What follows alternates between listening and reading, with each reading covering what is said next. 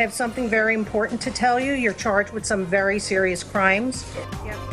The judge says it all. Very serious crimes. 17 counts of premeditated murder. Police say accused school shooter Nicholas Cruz confessed to the mass shooting. Now, each one of those counts represents a life police say he violently cut short when he opened fire inside a high school. Terrified survivors ran for their lives. We went outside. Boom, boom, boom, boom. We heard gunshots. Now those survivors mourn the devastating loss of their classmates and friends and teachers, and the community rallies around them. Lord, heal our broken hearts. Lift up our spirits. Let us know beyond any doubt that your love and your power will never fail. Well, the entire country is praying for Florida. Good evening, and thanks for joining us. I'm Sine Simpson. And I'm Russ Spencer. Let's get right to the latest on the deadly shooting at Marjorie Stoneman Douglas High School in Parkland, Florida. The suspected shooter, 19-year-old Nicholas Cruz, has been charged with 17 counts of premeditated murder, and again, police say he has confessed. Police say he also wounded more than a dozen other people. Well, police say Cruz set off a fire alarm to draw students out of their classrooms, and then they say he ran into the building with an AR-15 and started shooting as students ran out.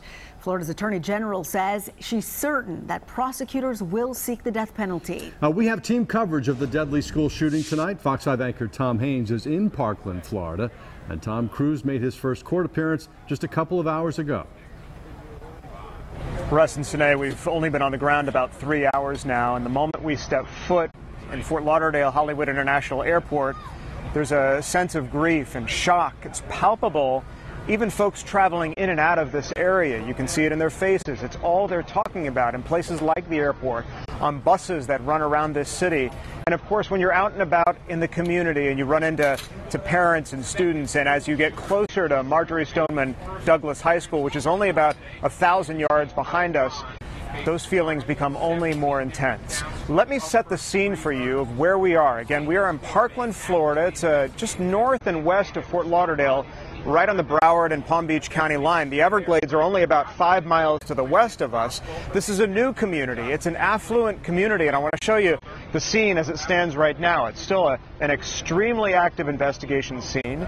This whole area is cordoned off by the Broward County Sheriff's Office and other law enforcement agencies who are providing support.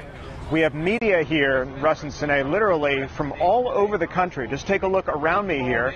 It's a gigantic media encampment, just underscoring the interest in this devastating story.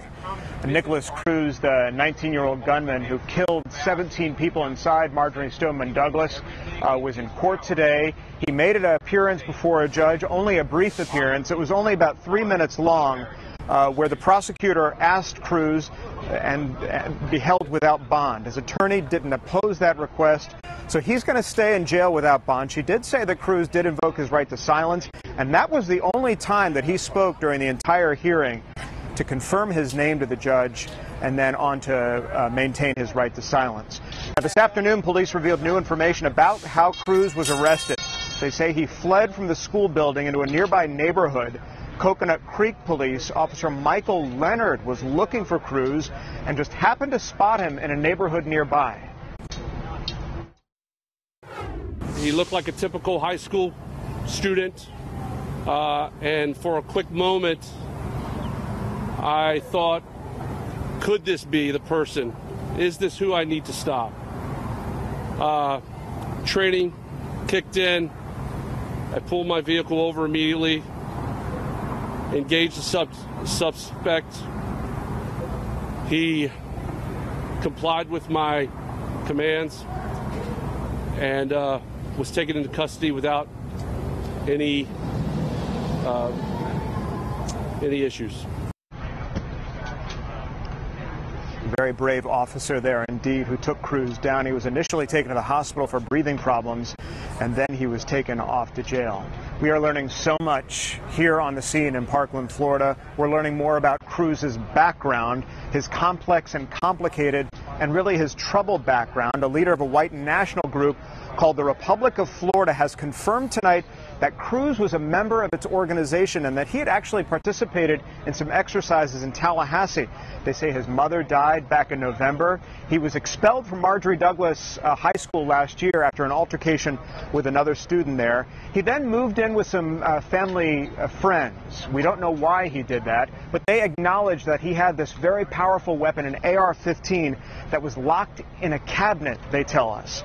Cruz posted a number of photos and posts on Instagram and Facebook.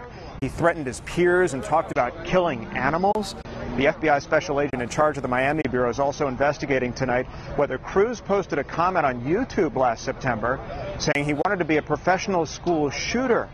They investigated when the comment was made but couldn't find that poster. So we've been here in this Parkland community for quite some time, several hours. We've spoken to community members and students, and we were at a church service today, a prayer vigil, if you will, where we encountered some of those students and parents as they came out. It's only been a little more than 24 hours, so their emotions and their feelings and their sense of shock is still obviously very raw, but they were willing to talk to us this afternoon.